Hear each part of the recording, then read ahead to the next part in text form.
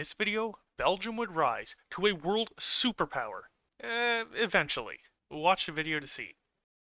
Welcome back to my channel, everyone. Today's video, I'm going to be playing a nation that I've actually never played in Hearts of Iron 4 before. A nation that maybe shouldn't exist in real life. That nation is Belgium. So let's just hop right on into it.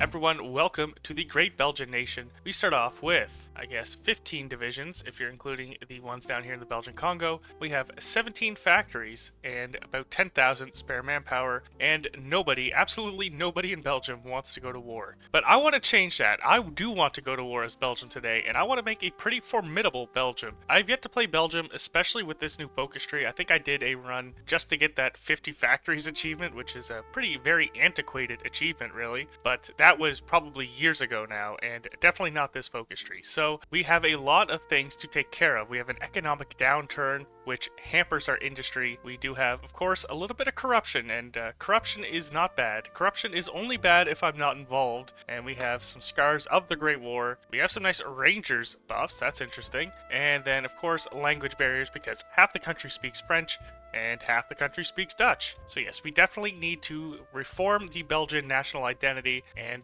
make Belgium a formidable fighting force in this world. So let's start off by getting rid of the government and modifying our bad corruption spirit. Yeah, that sounds pretty good. And there's the remilitarization of the Rhineland, and our government has resigned. We do have a snap election now. We can get the government of national unity with Paul, or we can get the Van der Velde, and it looks like the government of national unity is definitely the better choice for us today. I'm not going to be going communist, so let's do that. And that auto-completes this focus for us. And next, we can investigate bribery charges, again, modifying our corruption. Alright, we've taken a look at the bribes, we've investigated them, and surely we've not taken any, right? We can't do royal intervention yet. We need to go down the perpetual neutrality tree right here. We might as well get started on it. Let's do perpetual neutrality. But I'm hoping our neutrality is not perpetual today, because again, I want to do some fighting. Oh, for gosh sakes, Paul, I thought we had got rid of this corruption, but no. Paul Van Zeeland is in a corruption scandal. Of course he is. There is definitely no end to this. Minus 0.1% weekly stability. That is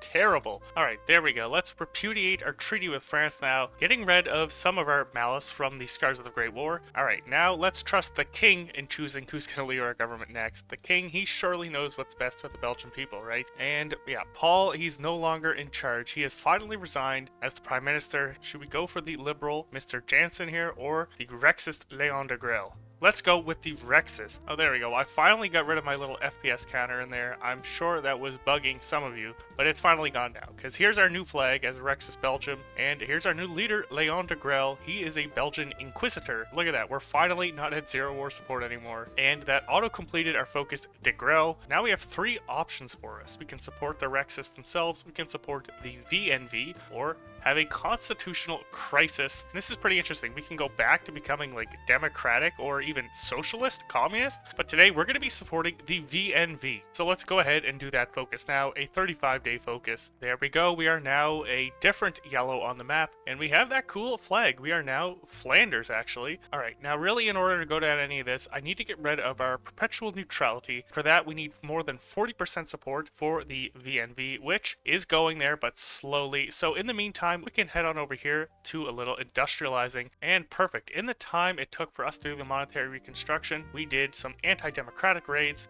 and we now have over 40%, so let's abandon our neutrality. And that perpetual neutrality lasted like, what, a year? The Dutch are selling equipment to the Dutch East Indies and to Romania. I think you guys will need the equipment because I'm about to get a wargle on you. Alright, there we go. France and Britain have announced an alliance, but luckily the Dutch or Luxembourg are not part of that alliance. We are now the Flanders Ascendant, and once we control all the core states of the Netherlands and Luxembourg, we can do this focus to get them as our cores. We'll finally declare war on Luxembourg.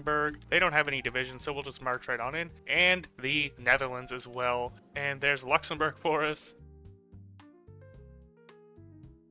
And there goes the Netherlands, and along with the Netherlands, of course, we get the Dutch East Indies. You already know, we're getting all that resource rights and those war reps. And there we go, right away, we are looking pretty good. We have the entire Dutch East Indies to ourselves. Now the Vlaamse East Indies, I don't know if that's how you say that, but we got them now as our puppet with resource rights and war reps. Alright, and with this defense bill finally getting rid of our scars of the Great War, let's do the Dietsland focus and get our cores wars on all of the Netherlands and Luxembourg, and then we'll be in a very good spot to just build up a little bit, do some industrial focuses, honestly. It's just 1938 now, so we do have time, and we can actually join the Axis right now. That's right, look at how happy he is for us to join the Axis. I'm gonna hold off, but it is good to know we can join that whenever we want. And there are our cores, and we're now up to 59 factories, 49 civs, 15 mills, and 3 dockyards for us. And look at that, we are now Dietzland. That is certainly an interesting flag, to say the least, and we are now a pretty Dutch orange color on the map. So yeah, we can demand Calais, but I'm gonna build up a little bit more. Yes, this is so strong. I think this is even better than playing as the Dutch, because you can get these guys, take their resource rights and war reps right away instead of having to integrate them, and you can still just copy their templates and trade up a ton of their manpower. I'm honestly not going to queue up any more of my own divisions, and we'll get that manpower instead into these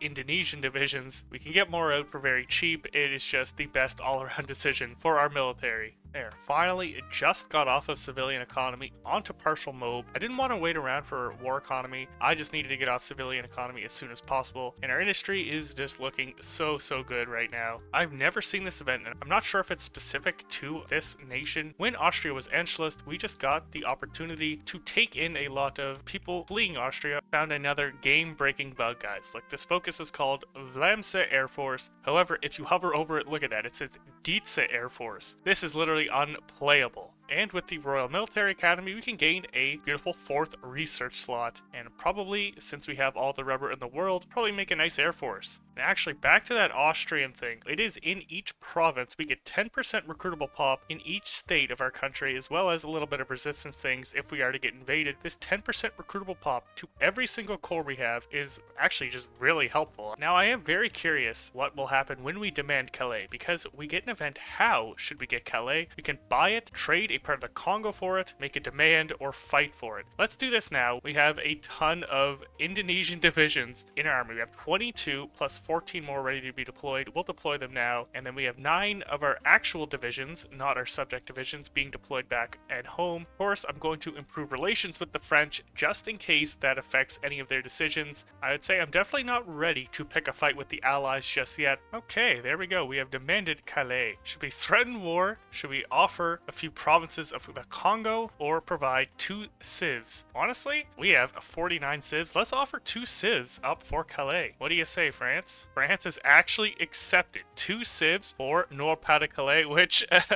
has 4 mills and 4 civs in it. Yeah, that's a great deal, guys. Thank you very much. Yeah, we just gained 2 civs and 4 mills. Okay, that's great. Now we can do Burgundy Rising, where we become known as Burgundy, and we have a Burgundian heritage, and we get a core on that. That's actually really funny to me. I did not expect that at all. There we go. There's Burgundy Rising complete. We now have this flag of Burgundy, and yes, we are in fact Burgundy now. We can demand further concessions from the French. However, that just gives us a war goal on them and some claims, which I guess would be smart because the Germans would then hand those over to us after they go in on them. So yeah, let's do that, and we'll ask to join the German faction now. We can see that they're doing the fate of Czechoslovakia, and probably after this one, I'm going to do the Royal Commander-in-Chief. That way, the king will no longer just capitulate our nation. Okay, the Germans are now doing Danziger War, which means anytime now we'll be at war with the Allies. Our front is pretty formidable, and our air research is almost done, and then we'll start pumping out those fighters, and there we go. The king will no longer fold in half when we lose a corps or a little piece of land, and it's nice to see the Germans are even defending our territories down here in Suriname. Thank you, Mr. Mustache Man. And there goes the Germans in on Poland now. Yeah, we will join their wars, so let's do that now, and we'll give you guys definitely a better way to attack France than through this highly defended mountainous tile across rivers.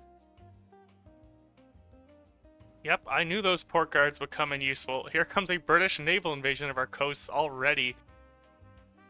Goodbye. The Germans are actually taking a while to get through Poland, and I'm assuming that's because they have so many troops committed to this front. But once they fall, I'm sure we'll be able to push France, no problem. Come on, Germany, this is embarrassing. Do I really have to send over 12 divisions to help you out? But here comes another British naval invasion. They're landing on multiple sides of us. They've taken the city of Antwerp. How many divisions? We got 2 divisions. Even a marine here is going to be ripe for the picking for us. Oh, and there comes 21 fresh divisions out. There we go. Good timing for you guys. Actually, that is a lot more British divisions than I thought. There's a few marines in that tile, as well as a tank.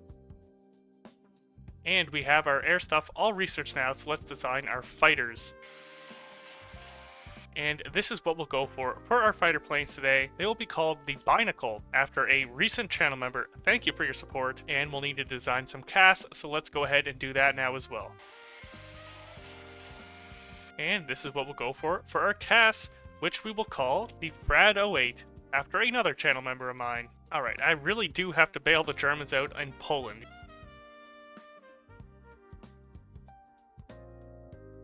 There we go, we've cut this part of Poland off. If you want things done right, call a Belgian, Dutch, Luxembourgish, Burgundian man, and actually probably Indonesian too at this point, and he'll get it done for you. And there we go, Poland has finally capitulated. We have our limited amount of air up, and I mean very limited, but it's actually doing a little bit of cast damage. Finally, the Germans are doing an attack along with the Italians. It's a lot of red, but our air force is doing exceptionally well. Look at that, we're barely losing anything. Despite being outnumbered 10-1, the Italians are actually doing the heavy lifting for attacking. Where are the Germans? They're not even invading Norway. What are you guys doing? I mean, this is pretty much World War I, Part 2, which, I mean, I guess, based on the name, that is true, but there's absolutely nothing going on. Everything is quiet on this front. Let's push down here in southern France instead, honestly. They were trying to beat me so badly that they have left nothing on the Italian front. We're just walking openly in the French countryside. I'm gonna hit this button just to keep them pinned in place. And there's Paris in our hands, and yes, France has indeed capitulated. And we have all of the states now needed to do the Belgica focus. Belgica was one of the northernmost territories of the Roman Empire, so now we just return back to Roman times. Like, this path is just so strange. Okay, it looks like we actually get cores on them through decisions. Cores in Gallic France, we can get a core in Champagne, Bourgogne, Alsace-Lorraine, Picardy, and Franche-Comté. Let's do Bourgogne first because it has the most military industry in it. Then we'll see if we can get a naval invasion off on the UK. They do have some dominance. Well, as the Belgica focus is completed, our navy is getting blown out of the water. Rest in peace to the Belgican navy. That's unfortunate. We're gonna have to find another way across the channel. Yes, we are now Belgica, and wow, I actually really like that color, and that flag is very unique. Paratroopers may have to be the plan now that our navy is gone. Alright, there we go. We have paratroopers researched now. I'm gonna keep researching the better ones, and hopefully once we get a branch specialization with all this air XP we built up, we should be able to get pretty far. Oh, there we go. We actually can do it right now. We should be able to get pretty far down on this doctrine. Almost get it done. We just need 60 more air XP. Now let's design our paratroopers. Guess we'll go with this for our paratroopers. We're going to name them the Simplified Paratroopers after a channel member. And there go the Germans, our allies in on the Soviet Union. We have a lot riding on this invasion of the UK. They have a lot of divisions. I'm anticipating this is not going to go the best, but you never know. Okay, this is a good warning sign. Japan is justifying on me, which means they're also justifying on the USA. They already have a non-aggression pact with the Germans, so we shouldn't need to worry about them coming in after us. Luckily, we have our 14 paratroopers in 7 different paradrop orders, and there is no air up over the UK right now, so once these guys are trained, we might just give this thing a go and pull it off. Let's see how much of a disaster occurs here. Let's launch our paratroopers. Okay, we have our first few landing. There we go. We actually have the port of Portsmouth right away. Okay, let's get our entire army group over into Portsmouth. And we've also secured Dover. Very nice. There we go. London is encircled. I don't know if I've ever actually successfully paradropped the UK before like this. This is a first for me. I swear to God, Japan, if you ruin this by declaring on the US, I will never forgive you and I will never play Japan ever again.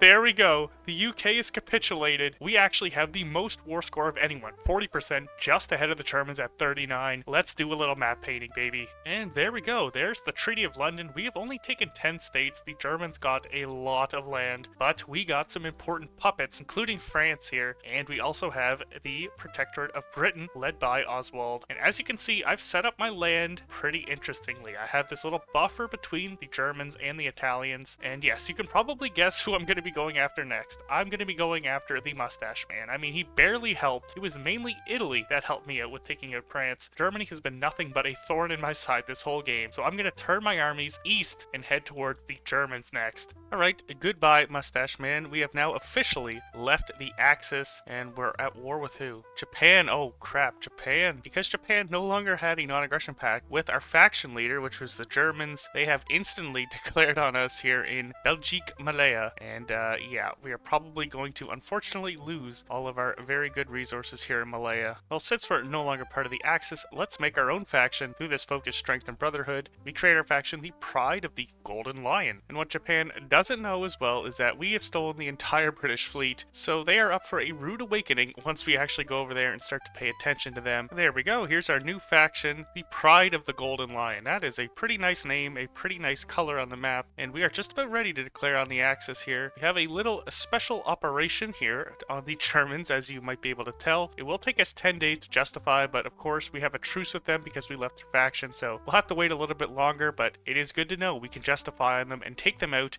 in 10 days, and they'll barely have any time to react. Our fleet, aka the British fleet, is just going around here and blowing up a lot of Japanese ships. Look at those destroyers there, some more destroyers here, and we're convoy raiding them, so hopefully Japanese should be stamped out pretty quickly. The 5th of April 1942, our truce ends on the 15th, so let's justify on the Germans now for the Rhineland. It will take us 10 days. Alright, it is the 15th of April, our war goal is ready on the Mustache Man. Let's declare war. I'm gonna do a little bit of a push here to the Rhine. Are paratroopers ready? Yes, they are. Let's launch them and see what kind of chaos we can unfurl here.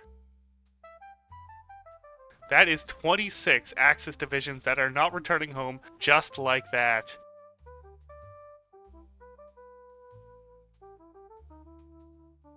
And there is a lot of the German mechanized, motorized, and panzer divisions here in these few tiles, and it is now encircled. Let's see if we can make it into Berlin with these few divisions here. Yes, we can. There we go. We have made it into the German capital. And of course, we do have another sneaky paratroop order. Let's get our attacks here, and then we'll hit this magic button and see what happens. The Germans have actually capitulated once we took Vienna. So, wow. Very successful operation for our brave paratroopers. Alright, we're making our way into Italy now. They are the last major left in the Axis.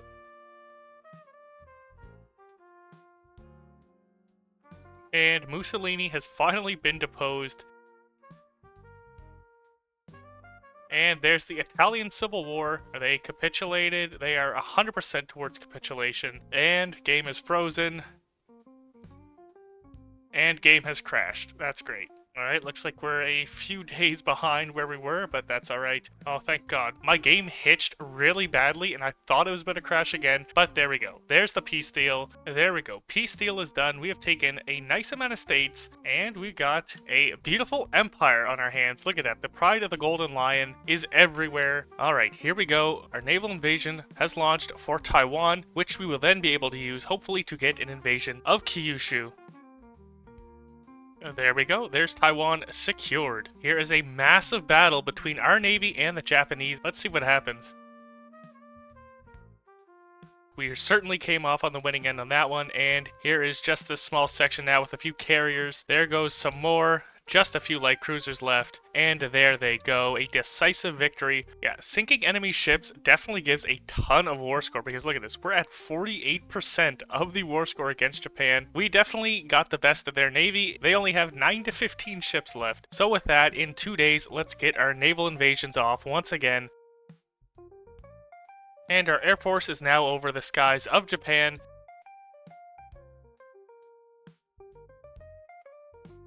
And there goes Japan. There you have it. The Treaty of Tokyo is done with, and the Japanese now sit under the Pride of the Golden Lion. We have accomplished our goals. We have reformed Belgica. That was a hectic game for sure, and a very fun one. Thank you to all of my glorious channel members. Your continued support, again, is very much appreciated. They're up on screen right now, and I will see you all in the next one. Peace.